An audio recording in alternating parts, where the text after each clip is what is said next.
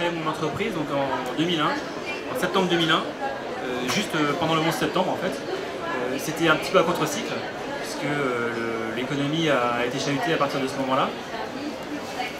Mais en fait, j'avais vraiment ce projet-là. En fait, c'était un projet personnel et je voulais faire ce projet pour m'accomplir, gagner de l'argent, peut-être. En tout cas, faire quelque chose de ma vie. Je me suis dit, en fait, je ne suis pas d'une famille d'entrepreneurs. Mes parents, enfin mon père a toujours travaillé dans des grosses boîtes et il était content de ça, mais je voyais que quelque part il était écrasé par la hiérarchie. Et moi j'avais envie de faire quelque chose et d'avoir en tout cas de pouvoir décider de ce que je voulais faire, en acceptant de pouvoir se planter, mais aussi de pouvoir réussir. Voilà. Alors, Nicolas, comment passe-t-on d'une formation sur les réseaux d'eau à un réseau de fibre optique? Alors le mot réseau, évidemment, c'est commun aux deux activités, mais on ne transporte pas les mêmes choses. Alors, il y a une compétence métier, comment ça se passe à ce niveau-là? C'est un hasard, il y avait une vraie... quelque chose, une connaissance technique qui était là au départ, qui permettait de se dire je vais réussir aussi dans les réseaux de fibre optique. Oui, donc j'avais une connaissance technique de l'ingénierie des réseaux. En fait, c'est un peu pareil, hein, l'eau, les égouts, le téléphone, l'électricité, c'est des réseaux d'équipement des gens et des entreprises. Il y a un peu les mêmes problématiques. Là, aujourd'hui, on équipe en fibre des territoires, des villes, des zones d'activité, des entreprises. Quand j'étais en Argentine et qu'on équipait en eau la ville de Buenos Aires, c'était à peu près finalement pareil. Enfin, on apporte un réseau là où il n'y en a pas. Donc c'est l'investissement et c'est des services qu'on apporte aux utilisateurs. Donc, d'accord. Alors Céleste, c'est la société, donc la société Céleste, tout le monde ne connaît pas. Mais qu'est-ce que c'est aujourd'hui, 10 ans après? Alors, c'est 12 ans après, en fait, voilà. Donc Céleste, c'est une entreprise de 50 personnes donc qui fait 10 millions de chiffre d'affaires, qui est en pleine croissance. On a fait 20% de croissance cette année, on fait à peu près 20% de croissance par an. On équipe donc les entreprises, les PME en fibre. Tout le monde a toujours dit, mais il y a d'autres opérateurs qui font ça. Oui, effectivement, il y a des opérateurs qui font ça, mais il y a un marché qui existe et nous, on pense qu'on a un modèle qui est intéressant et ça fonctionne. Donc on est en croissance, on se développe. C'est pas encore fini, hein, on n'est pas Google, mais on a beaucoup de projets pour l'avenir et c'est pas encore une success story, mais on espère que ça le deviendra un jour. Alors quand on démarre il y a 12 ans, qu'on a son projet, on est tout seul, ou une toute petite équipe restreinte, est-ce qu'on imagine, est-ce que c'est dans le projet que 12 ans après on fasse 10 millions d'euros de chiffre d'affaires, ou est-ce que c'est les circonstances qui t'ont amené à constater aujourd'hui d'être à ce niveau-là? J'ai pas repris mes business plans de l'époque, mais je pense que peut-être que j'avais prévu plus, je sais rien. En tout cas, ce qui est sûr, c'est que ça prend du temps. Je pense qu'il est surtout de créer de zéro, en fait, créer de zéro une entreprise. C'est sûr que ça prend du temps. Voilà. Je pense que c'est pas la seule façon de faire, mais en tout cas, il faut se donner du temps. Il faut se dire que voilà, il faut quelques années pour qu'on trouve les clients, on trouve le marché, on trouve nos produits et qu'on décolle. Je pense que l'image qu'on a des entreprises, des startups, c'est une image qui est, voilà, on va investir, on va trouver l'idée du siècle, et puis en 3 ans, on va se faire acheter des milliards par une grosse boîte, et puis voilà. En fait, nous, dans la vraie vie, c'est pas ça qui s'est passé. Dans la vraie vie, au départ, en fait, on n'a pas forcément l'idée du siècle. On a une intuition sur un marché, sur un produit, qui n'est pas forcément exact. Mais on commence, en tout cas, on se lance. L'entrepreneur, c'est quelqu'un qui va se lancer, qui va se dire ok, je suis pas sûr à 100%, je sais pas encore tout, mais on va y aller. Et puis on s'adapte un petit peu en fonction des événements. Et puis il faut aussi avoir un peu de patience et un peu de temps. Et je reviens sur ce que tu as dit, Marc, au départ. En fait, moi j'ai créé mon entreprise tout seul, avec en fait l'argent de mon épargne et de celui de mon épouse aussi. On a investi tous les deux. J'ai cherché en fait à m'associer avec des amis, etc. Et ça n'a pas trop fonctionné en fait. Finalement, je suis parti tout seul un peu par défaut. Parce que je ne sais pas si à l'époque on n'avait pas encore cette culture ou j'en sais rien. En tout cas, dans mon cercle d'amis ou de connaissances, j'ai pas trouvé de gens avec qui m'associer. Voilà. Donc je suis parti tout seul. Il a femme aussi m'a soutenu, mais voilà, au départ, on était un. Au départ, elle était tout seul, aujourd'hui on est 50. Comment on constitue une équipe? Comment on s'appuie sur ses premiers collaborateurs? Comment on les recrute? Comment on délègue? Comment ça se passe ce démarrage? Je dirais qu'au départ, et puis même aujourd'hui, c'est un enjeu qui est un des plus difficiles, c'est de recruter. C'est vrai que ça fait un peu peur de recruter, on a besoin de recruter, et on a besoin de s'entourer de gens, voilà, et de...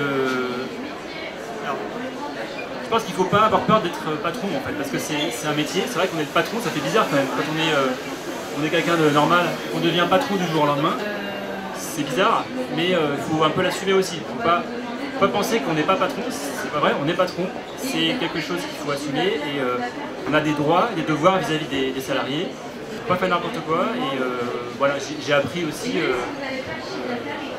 le droit social, les contrats de travail, la relation salarié-employeur. Aujourd'hui, je trouve que c'est très intéressant, c'est très, très enrichissant, mais c'est quelque chose qu'on n'apprend pas du tout, mais alors là, pas du tout à l'école, c'est sûr. Alors tout ce qu'on n'apprend pas à l'école, on l'apprend sur le tas, on l'apprend plus vite en étant accompagné. Comment ça se passe? Alors, on peut être des réseaux finalement, parce que chef d'entreprise il est souvent tout seul, il faut rompre cet isolement. C'est vrai que ton parcours. Quand on démarre, en fait, on a un peu la prétention de dire ok, moi je sais ce que je veux et puis je vais y aller tout seul. En fait, il faut pas. Il faut avoir l'humilité de s'entourer de gens qui vont nous conseiller. Donc moi j'ai créé mon entreprise à la pépinière, dans une pépinière d'entreprise, c'est la pépinière de la Chambre de commerce de Seine-et-Marne, à Marne-la-Vallée. Et j'ai été accompagné par Bertrand Vincent, que j'ai recroisé à l'instant sur le salon, qui est encore dans le stand de Seine-et-Marne, qui accompagne les entreprises. Et donc voilà, j'ai été au tout début accompagné, on a besoin de gens avec qui on peut échanger, à la fois des gens dont c'est le métier, d'accompagner les entreprises, mais aussi d'autres créateurs d'entreprises, parce qu'on va rencontrer les mêmes difficultés au même moment, et donc on a besoin de parler avec des gens qui ont les mêmes problèmes. Et je dirais c'est des problèmes un peu d'entrepreneurs. Voilà, il y a des problèmes d'entrepreneurs, on a besoin d'en parler, d'en discuter entre entrepreneurs ou avec des gens dont c'est le métier. Donc, la chambre de commerce, bien sûr, c'était la première étape. Et puis après, les réseaux d'entreprises. Donc, moi, j'ai eu la chance d'être lauréat de 2 réseaux d'entreprises. Donc, déjà, le réseau des plateformes d'initiative de Nord-Seine-et-Marne. Et puis le réseau Entreprendre, donc Sud-de-France Entreprendre. Qui sont des réseaux qui donnent un accompagnement financier, donc peut-être qu'on y reviendra, mais c'est important, l'argent. Et aussi un accompagnement d'échange entre entrepreneurs. Donc, moi j'étais la promo 2002 donc, du réseau d'Entreprendre Sud-de-France. Il y avait à peu près une dizaine de créateurs d'entreprises qui étaient dans cette promo. Et donc on a échangé pendant 1 an ou 2 ans, on a été accompagnés, on a fait des groupes de travail, j'ai eu un coach. Un coach, c'est un entrepreneur qui avait déjà de l'expérience, qui m'a voilà, appris certaines choses, qui a été plutôt, on va dire, un miroir, l'échange des choses, et ça permet de soit éviter de faire des erreurs, soit faire des erreurs, mais en tout cas de rebondir après ces erreurs. Et surtout de ne pas refaire 2 fois les mêmes erreurs, peut-être. De ne pas faire 2 fois les mêmes erreurs. Alors la partie financière, bon effectivement le prêt d'honneur c'est certainement un effet de levier intéressant, c'est un bel amorçage. En revanche, quand on démarre une entreprise il y a 12 ans, la fibre optique c'est tout à fait de la science-fiction, donc c'est encore de l'avenir. Comment fait-on pour mobiliser de l'argent, pour emmener avec soi ses banquiers, lui donner confiance, construire des partenariats, c'est pas un one-shot là, c'est 12 ans après. C'est vrai qu'il y a un parcours de financer son entreprise, c'est quelque chose d'important. C'est quelque part le premier rôle du chef d'entreprise, c'est de trouver l'argent. C'est pas facile, il faut le faire. Et surtout, je pense qu'il y a une erreur, parce que je discute pas mal avec des jeunes entrepreneurs qui se lancent, et une erreur classique c'est de dire j'ai besoin de pas beaucoup d'argent pour faire mon entreprise. Ça, il faut arrêter, c'est pas vrai. On a toujours besoin d'argent. Et on peut en trouver au début, on peut pas en trouver après. Donc, il y a une période de 2 ans. C'est la traversée du désert, il y a une période de 2 ans pendant laquelle votre entreprise ne sera pas rentable, vous ne pourrez pas trouver d'argent. Donc il faut trouver de l'argent au début, et il ne faut pas négliger. Il ne faut pas se dire ok j'ai besoin de 3 francs 6 sous, non, c'est pas vrai, on a besoin d'argent. Même quand on n'a pas un projet consommateur de capital, il faut se dire que nos clients payent en retard par rapport à ce qu'on doit payer les fournisseurs. Il faut se dire qu'il y a des trous d'air. Et les trous d'air, ben, ouais, il faut faire attention. On peut avoir des soucis. On peut avoir un gros client qui va être décalé. On peut avoir, voilà, on peut avoir 6 mois de retard, 1 an de retard sur son projet. Donc il faut prendre des marges de manœuvre importantes. Et en fait, moi j'ai démarré mon entreprise avec 30 000 euros. C'était voilà, mes économies, enfin nos économies avec mon épouse. Et donc 30 000 euros, voilà, c'est tout. C'est déjà beaucoup. Mais voilà, ça m'a permis de constituer le capital de l'entreprise. De trouver un premier prêt. Donc il y a des prêts en fait qui sont autorisés aux créateurs d'entreprise. Hein. Je pense que ça existe encore aujourd'hui. C'est des prêts, ça s'appelait à l'époque le prêt à la création d'entreprise. C'était des prêts qui sont garantis par l'État, hein, par à l'époque la BDPME qui s'appelle maintenant BPI France. Et donc c'est des prêts sans risque pour votre banquier. Il ne faut pas non plus, voilà, faut le savoir. Il faut aller voir quand on a un projet d'entreprise son banquier en sollicitant ces prêts qui sont garantis par l'État. Il n'y a aucun risque pour le banquier. Donc moi c'était un prêt de 20 000 euros. Donc j'avais 30 000 euros de capital, j'avais 20 000 euros de crédit. Au départ c'était tout pour la première année. Et après j'ai eu les prêts d'honneur. Donc j'ai eu 8 000 euros de Nurse Marne Initiative et 40 000 euros du réseau entreprendre. Voilà. Donc en fait c'est tout ce que j'ai eu, ça fait 100 000 euros en tout. Ce qui était bien, c'était pas mal d'argent. Et je dirais, voilà, ça m'a permis de... Déjà les 2 premières années que l'entreprise tourne. Bon, comme beaucoup d'entrepreneurs, au départ, je ne me suis pas payé. Hein, j'ai pas eu de salaire pendant 2 ans. Donc voilà, ça me paraissait absurde de prendre de l'argent de l'entreprise alors qu'elle n'en gagnait pas. Donc voilà, c'était une situation assez économe, on va dire. Mais bon, j'avais fait ce choix-là. Et au bout de 2 ans, l'entreprise a commencé à être rentable et c'est sur le développement de l'entreprise que voilà, on a pu convaincre les banquiers. Il ne faut pas se dire que les banques n'aident pas les entreprises, c'est pas vrai. Les banques aident les entreprises. Maintenant, elles ont des ratios, etc. à respecter. Voilà, il faut les comprendre, ces ratios. Il faut bien présenter ses comptes. Il y a aussi une erreur, c'est de... Je peux faire des amis, mais il ne faut pas forcément écouter les comptables. Les comptes de l'entreprise doivent refléter la réalité de l'entreprise et ne doivent pas refléter les délires d'un comptable. D'accord? Donc, enfin, je m'explique. En gros, si vous achetez, on va dire, 30 000 euros de matériel informatique, ce n'est pas une dépense, d'accord? C'est un investissement. Donc, ne le mettez pas en charge dans votre compte, parce que si vous le mettez en charge dans vos comptes, vous allez dégrader votre résultat, donc vos fonds propres, et donc l'année prochaine, vous ne pourrez plus emprunter d'argent. Donc il y a des choses en fait à faire dans la présentation des comptes. Il faut que ça reflète réellement, on va dire, la réalité de l'entreprise. Et après, il faut avoir une relation de confiance avec ses banquiers. Voilà. Moi, au premier prêt, on a dit que c'était 20 000 euros. On a quand même eu du mal à le trouver, même si c'est garanti par l'État. J'ai dû me faire accompagner par la pépinière d'entreprise, etc. Et donc quelques années après, j'ai fait un prêt j'ai emprunté 5 millions d'euros. Vous voyez en fait que les banques peuvent accompagner les entreprises. Il faut juste que voilà, les ratios suivent, qu'on prouve le modèle économique, qu'on prouve que ça marche et qu'on instaure une relation de confiance avec les banquiers. Il ne faut aussi pas dire n'importe quoi, il faut donner un business plan qu'on va respecter parce que chaque année, vous allez revoir vos banquiers, chaque année ils vont vérifier vos business plans. Il ne faut pas être trop optimiste. Il faut présenter les choses de manière réaliste et le banquier finira par avoir confiance et vous suivre. Par contre, on a besoin des banques. Il ne faut pas se dire qu'on peut pas faire une entreprise sans les banques. C'est pas possible. Je ne connais pas d'entreprise qui n'a pas besoin des banques. C'est pas vrai. Donc, les banques aident les entreprises. C'est sûr que pas faire n'importe quoi, c'est pas leur argent non plus. Ils font attention, mais on arrive quand même à avoir des partenaires bancaires qui accompagnent les entreprises, même aujourd'hui, voilà, même en 2001, ça existe. On a entendu pas mal de difficultés, hein. C'est un parcours qui se met d'embûches, mais pour autant, il y a aussi beaucoup de plaisir à faire ce métier, beaucoup de plaisir à voir son entreprise grandir. Quelles sont les meilleures satisfactions et quel est le moteur, quelle est l'énergie qui fait qu'aujourd'hui ça continue et qu'on est heureux de le faire? Moi je dirais que bon, il y a pas mal de joie. En fait, moi je suis content de me lever le matin pour travailler. parce que je fais ce que j'aime. Voilà. J'ai choisi mon métier, j'ai choisi mon entreprise, c'est moi qui l'ai faite, donc quelque part je l'aime et j'aime ce que je fais. C'est quand même quelque chose dans la vie qui est important déjà. Après, moi ce qui me procure du plaisir, c'est de créer des produits en fait. Donc là on a créé des produits, voilà, on équipe les entreprises en fibre, on a lancé la fibre 1 giga. Céleste a créé un data center qu'on voit, un centre informatique qu'on voit le long de l'autoroute, la 4, qui est vertical, qui est refroidi par l'air ambiant, qui est écologique.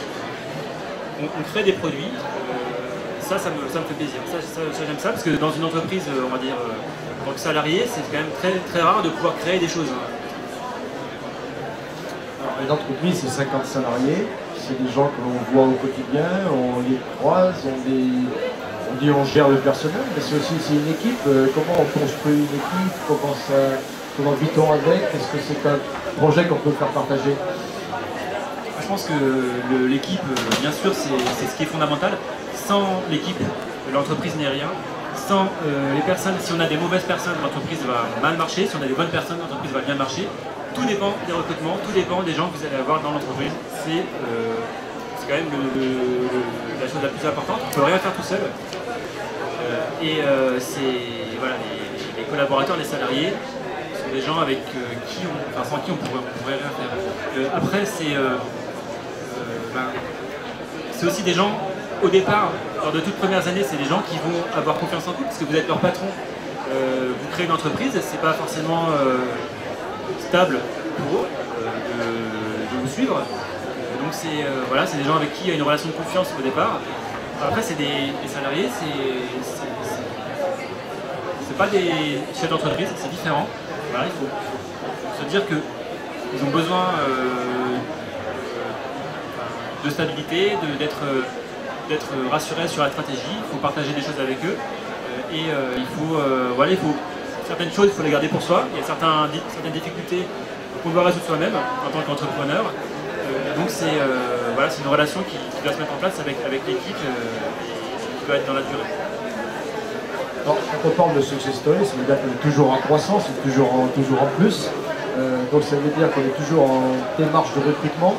Donc c'est un vrai métier aujourd'hui de recruter, c'est pas forcément facile. Quelle est la démarche chez Céleste pour avoir une base salariale, pour avoir des collaborateurs qui sont en adéquation avec l'augmentation du chiffre d'affaires? Moi je vais dire une chose qui généralement qui ne me plaît pas, mais c'est difficile de recruter en fait. On a du mal à trouver des gens. Donc, alors, soit on est mauvais, soit je sais pas, je comprends pas pourquoi, je sais pas pourquoi. Je sais qu'il y a énormément de chômeurs, mais je sais aussi qu'on a du mal à recruter. Voilà. C'est un travail, c'est vrai que c'est un travail de recruter. On a essayé plein de choses. Là objectivement, j'ai pas de recette miracle. Je sais pas comment s'y prendre pour que ce soit facile. Parce que pour moi, c'est difficile. Et ça continue à être difficile, même après 12 ans, même à 50 personnes. C'est difficile. Voilà. Donc on fait un peu tout, on fait des annonces, on passe par la PEC, par la NPE. On a essayé des cabinets de recrutement, ça n'a pas marché. C'est un travail de longue haleine de recruter. C'est pas évident. Mais je dirais, comme je l'ai dit, c'est quand même la clé du succès parce que c'est les gens qui vont faire vos produits, qui vont faire vos ventes, qui vont faire la maintenance, qui vont faire tourner la boîte en fait. C'est pas vous. Donc c'est quand même peut-être le plus important. Et c'est plus difficile. Là encore, la croissance, elle se fait pas toute seule. Donc le chiffre d'affaires augmente, l'activité augmente. Bon, question un petit peu provocante, c'est venu tout seul ou il faut aller le chercher? Comment ça se passe? La croissance? Oui. Moi je pense qu'il y a une réponse simple, c'est que pour croître, il faut investir. Donc surtout dans notre secteur, nous on investit beaucoup, voilà, on investit beaucoup d'argent. C'est-à-dire qu'on achète des équipements, là on déploie de la fibre, on investit pour la croissance. Je pense qu'il n'y a pas de secret. Je ne pense pas qu'on puisse avoir une entreprise avec beaucoup de croissance sans investissement. L'investissement, c'est quand même, nous on investit 15 millions d'euros sur les 4 dernières années, c'est beaucoup. C'est l'argent de l'entreprise, c'est l'argent aussi d'investisseurs, parce qu'on a fait rentrer des gens à notre capital. On l'a fait au bout de 10 ans, donc dans une démarche de développement. Pour moi, la clé de la croissance, c'est l'investissement. Alors quelle est la suite de Céleste? C'est pas fini, il y a 12 ans, mais il y a encore 20 ans, 30 ans et beaucoup plus encore. Quels sont les objectifs, quelle est la vision maintenant? Nous, on a une vision, c'est qu'on équipe le territoire en fibre optique, donc on veut que les entreprises passent par Céleste pour s'équiper en fibre optique. On pense que dans les 5 prochaines années, toutes les entreprises vont passer à la fibre optique. C'est pas le cas aujourd'hui, encore beaucoup. Donc on veut équiper les entreprises. On veut aussi que l'informatique cesse d'être un gaspillage monstrueux. En fait, les data centers, les centres informatiques, que ce soit les nôtres, ceux des Américains, peu importe, consomment énormément d'énergie. Dans les entreprises, il y a énormément d'ordinateurs qui sont allumés jour et nuit, chez les particuliers aussi. L'informatique consomme de l'énergie. On a une vision de dire que c'est absurde. Il faut rationaliser cette informatique, il faut rationaliser la consommation d'énergie des ordinateurs, des data centers, des serveurs qui sont dans les entreprises. Et pour ça, en fait, on a beaucoup de choses à faire. Nous, industriels, professionnels de l'informatique ou de télécom, mais aussi les chefs d'entreprise, les utilisateurs. Il faut arrêter les machines la nuit, il faut prendre des machines faiblement consommatrices, il faut rationaliser, il faut utiliser la virtualisation. Enfin, aujourd'hui, on a beaucoup de choses à faire et je pense que l'industrie informatique en général va se transformer totalement dans les 5 prochaines années. Il n'y aura plus d'ordinateurs, il n'y aura plus de serveurs, il y aura des interfaces d'accès aux ressources qui vont être connectées. Et donc, mon ambition, c'est que Céleste soit un acteur de cette révolution. Le temps réel, c'est la nouvelle révolution industrielle. Les entreprises sont interconnectées, elles dépendent de leur réseau. On veut être acteur de cette révolution. Ça veut dire qu'on va mettre de nouveaux produits, faire de nouveaux métiers, il y a encore plein de choses à inventer dans ce pays. Oui, on parle du cloud computing, on parle de l'informatique donc à la demande. Il n'y a pas de raison de laisser ça aux Américains. Je veux dire, en France, on a des talents, on a des entreprises qui sont très fortes pour l'infrastructure, pour la fibre optique, pour construire des data centers, pour construire des hébergeurs très forts. On a des éditeurs de logiciels. L'industrie informatique, on ne va pas se laisser faire non plus. La France a des atouts énormes. Le prix de l'énergie, l'électricité est très bas en France par rapport à d'autres pays. C'est aussi un atout important. Le climat est tempéré, c'est aussi très important comme atout pour le refroidissement des ordinateurs, des centres informatiques, des data centers. Et donc, je pense que la France va jouer, on espère que la France va jouer un rôle de premier plan. Et en premier, les entreprises françaises, les entrepreneurs français, on est nombreux dans le web, dans l'informatique, dans les télécoms. Et je pense que voilà, on n'a pas à rougir de ce qu'on fait. On ne va pas partir se délocaliser. Nous, on pense qu'on est bien en France. Il y a un environnement qui est propice aux entrepreneurs. Je pense que c'est mon opinion. Il n'y a pas de raison qu'on ne se développe pas et qu'on ne crée pas d'emploi en France. Donc la France a une place, un rôle à jouer, elle n'a pas de complexe, elle a des ambitions. Céleste, numéro 1 français, mondial, quel est son projet? En fait, on n'a pas de projet de devenir numéro 1 parce qu'on est une PME, voilà, il y a des opérateurs qui sont des grands opérateurs qui sont historiques. Donc nous, on est plutôt un challenger, mais on veut être, on va dire, un opérateur de référence pour les entreprises et pour la fibre optique on va dire, pendant les 5 prochaines années. Merci.